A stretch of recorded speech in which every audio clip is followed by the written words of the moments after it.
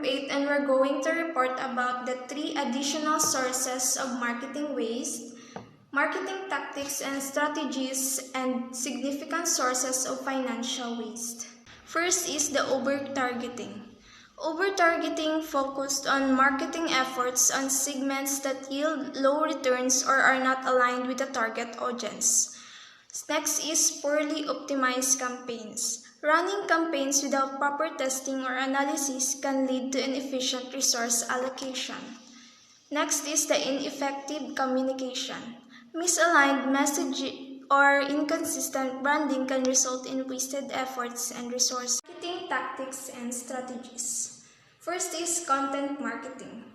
Content marketing, creating and distributing valuable, relevant content to attract and engage a target audience. Next is social media marketing. Leveraging social media platforms to connect with audiences, build brand awareness, and drive traffic. Next is influencer marketing. Partnering with influential individuals to promote products or services to their followers. Email marketing. Sending targeted emails to nurture leads and retain customers. Affiliate marketing. Collaborating with affiliates who earn a commission for driving traffic or sales to your business. Event marketing. Hosting or sponsoring events to increase brand visibility and engagement. Referral programs. Encouraging existing customers to refer others in exchange for rewards or discounts. Relationship marketing.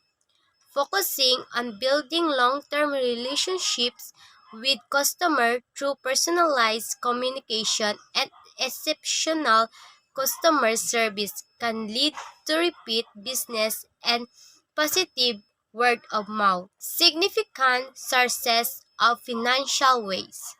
Excessive overhead costs. Maintaining high expensive for office space, utilities, and administrative salary can drain financial resources. Inefficient processes. Redundant or manual processes that consume time and resources without adding significant value. Poor inventory management. Overstocking or underutilizing inventory can tie up capital and lead to unnecessary storage costs.